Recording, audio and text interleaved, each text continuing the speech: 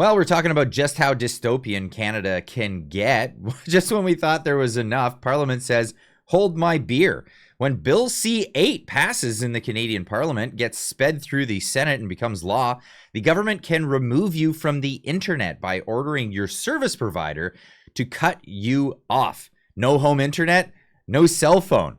Is that dystopian enough for you? What will it take?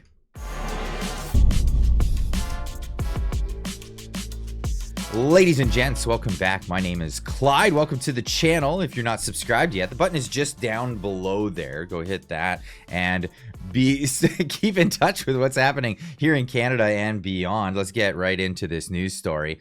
First reading, Canadian bill could strip internet access from specified persons. That's basically anybody they don't like. Literally, that's how that works. Not too long ago, Liberals were defending internet access as akin to a human right. Now it's, it's a privilege that they don't want anybody who opposes the things that they're trying to do in government. That's right. Public Safety Minister Gary is angry, who is tasked with defending the terms of Bill C-8, which will allow Ottawa to unilaterally pull internet access from specified persons, people they don't like. That's right. This is what's going on. First reading is a Canadian politics. Okay, that's great. In spite of multiple international statements framing internet access as a human right, the Liberal government is pursuing legislation that would allow them to unilaterally quarantine Canadian citizens from the online. I love the polite language that they're using here. I laid it out better, I think, in the beginning there. But here's Leslyn Lewis, one of the actual champions for liberty in this country. I would like to say anyone knows politics in this country, you know that there's the Conservatives, the Liberals, and then there's that's the political game. There's a lot of people that just show up and don't really know what they're doing. They just follow the party lines. And then there's people who actually have a purpose for being there. I'd say Leslyn Lewis is one of those. The people who have been fighting for our liberty, whether it's fighting against bills like this or fighting against pandemic treaties, things like that. She's real leadership material. I'd love to hear what you guys have to say in the comments down below, because leadership material is what is lacking at the moment. Caution, the Liberals' new speech law will change Section 319 of the Criminal Code in two dangerous ways. Section 319 removes the Attorney General's consent, eliminating the safeguard that prevents political or overzealous prosecutions. That's right. They changes it so that, actually the politicians get to choose who gets cut off. It doesn't get sent to another body or a judicial thing. There's no judicial review on this. No, it just makes it so the politicians themselves get to choose who gets taken off the internet. Section 319.7 refines hatred as an emotion of detestation or vilification, a vague and subjective test that could capture ordinary debate or criticism. That's right. You just don't like what the Liberals are doing? Well, that could be hateful. That just could be hateful. Together, this expands the state power to prosecute speech under unclear rules with fewer checks in government abuse. Canadians must be alert to broad definitions, weaker attorney general oversight, increasing the risk of government abuse. Yeah, that's right. And as CTV News is saying, Liberals' new hate crime bill targets symbols of hate. They're going to be going after symbols. And guess what? You are the symbol. And this is where it comes down here. Must watch. Canada has gone 100% communist. Intruded introduced on October 1st. Bill C-8 will effectively end people's lives on demand. If you say something wrong, the government will be able to cut your internet off and your telephone. That's it. Here we go. Now on to the present bill. I am concerned, as I say, by the following sections. 15.1 and 15.2 give the minister the unprecedented, incredible power to kick any private Canadian citizen off the internet, to cut off their phone line, to turn off their cell phone. That is the plain language summary, but I will quote now the bill in its legalese. If there is reasonable grounds to believe that it is necessary to do so to secure the Canadian telecommunication system against any threat, the minister may prohibit a telecommunication service provider from providing any service to the specified person. Now, perhaps this might make sense to do in an extreme circumstance if a person is trying to cause our satellites to crash or to jam military radar. But this section does not use language about extreme threats of physical damage or threats to national security.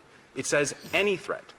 And as far as I can tell, given the Liberals' incautious and bombastic use of terms like misinformation, that being any information they don't like, or existential threat, for instance, the member from Milton called the leader of my party an existential threat to our democracy, which is, of course, bananas. So given their incautious and bombastic use of these phrases, it seems to me that the industry minister could deem any speech she doesn't like any threat, and then kick that person off the internet. This section reaches Chinese Communist Party levels of government overreach, and they should be ashamed of themselves. The bill gets worse, it does not get better, Mr. Speaker. 15.2 Clause 5 gives the minister the ability to make her decision to kick someone off the internet. Secret. So imagine that. You've annoyed the Liberal Party overlords, and they've decided to kick you off the internet and cut your phone line. You can't tell anyone that you've been cut off. I have no idea how this could even possibly be enforced, but imagine being put effectively in a digital gulag, unable to use the phone or the internet or your online banking, and if you tell anyone that this happened, you could go to physical jail. I do not doubt that the Liberals will stand and say that I'm being somehow outlandish in my interpretation of this. I am not. It is there in black and white. Let me quote it for them. It seems like they haven't read it. 15.2 Clause 5. An order made under subsection 1 or 2 may include a provision prohibiting the disclosure of its existence or some or all of its content by any person. And if you aren't inclined to believe me, please just Google it. You could hear them in the background saying, yeah, that is outlandish. Well, read the bill. Read the bill. Why do you need such powers? Why don't you just remove that from the bill altogether, and then it wouldn't feel so outlandish? Back to Dr. Leslyn Lewis, she made a speech saying, being cut off from the internet, from every facet of your online life, your social media, online banking, email, and work portal without a court order and without being able to determine the cause. This is what the Liberal Bill C-8 could do to Canadians in the name of cybersecurity. Without proper safeguards added to this bill, Canada runs the risk of implementing security at the cost of liberty. Why do we even need this bill in the first place is the question, really. But here's Dr. Leslyn Lewis. Security and freedom can coexist. The government can both defend our telecommunications networks and protect the rights and freedoms of all Canadians. Bill C-8 may secure networks, but as it stands, it risks imprisoning citizens digitally and denying them fundamental justice. In so doing, it undermines the very freedoms that we seek to protect. Let us not mistake security for liberty. Let us not trade our rights of Canadians for a false sense of protection.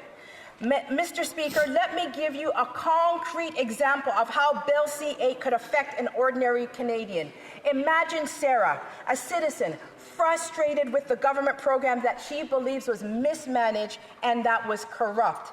In her frustration, she posts online, threatening to expose government corruption. She threatens to reveal secret information she has collected about the program. The government views her post as a threat to telecommunications system, and so quietly issues an order under Bill C-8.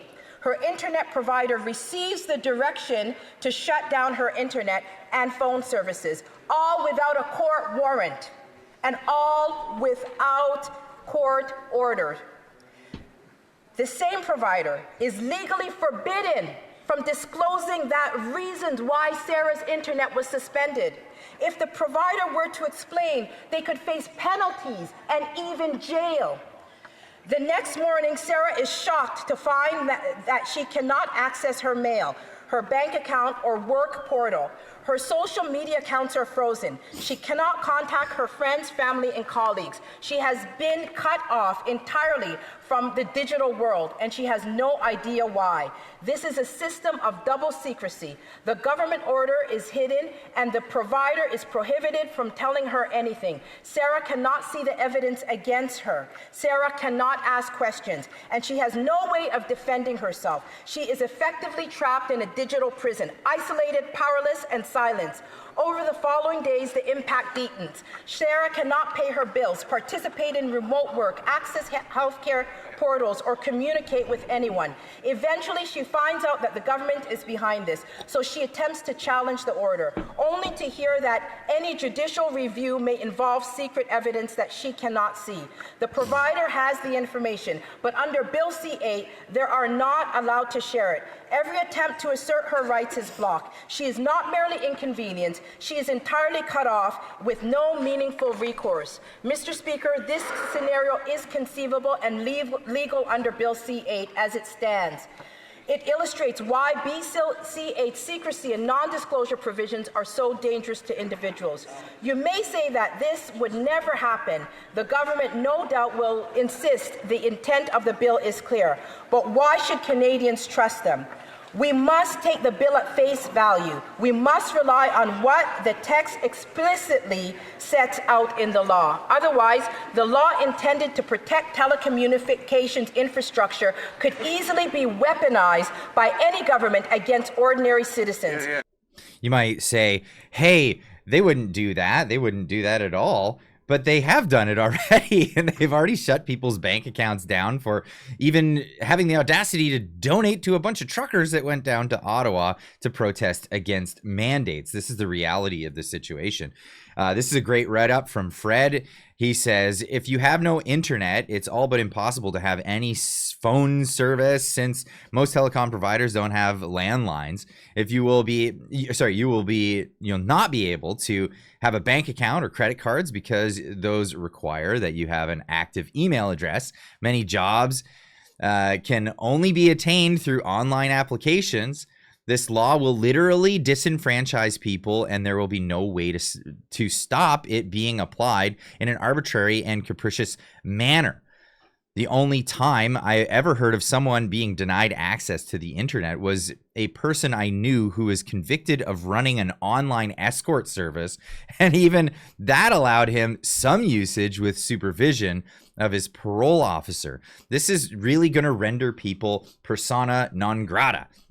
You will be cut off completely from society. You will not be able to function as a member of society. You won't be able to keep your job. You won't be able to do banking. You won't be able to pay for food. This is unbelievable. And if we move forward with digital IDs, you won't have access to your ID.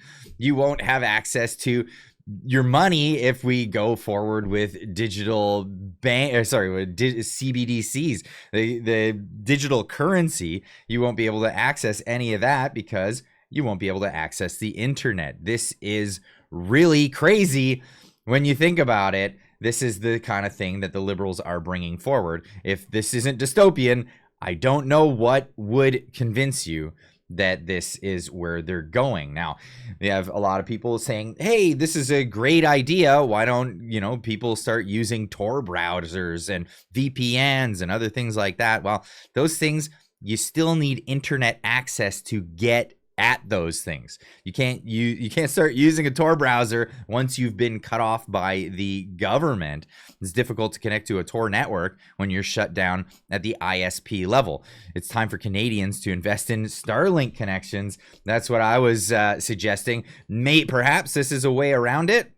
It's not gonna fix your cell phone service if you're cut off, but Starlink is one way.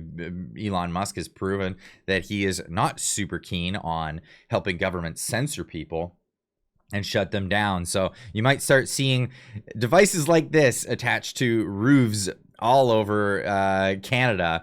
We're yet to see. We'll see what happens with that. But I'd love to hear what you guys have to say in the comments down below. Let me know what you think about this bill, about how crazy this is, how dystopian this is, what your thoughts are on this, and what your thoughts are moving forward. Are you going to try to get around internet censorship like this, whether you're going to use Starlink or VPNs or Tor browsers, or are you just looking to get out of Canada altogether? That might be another option. So leave a comment in the comment section down below. Let me know what you think, and we'll see you in the next one. Keep on trucking.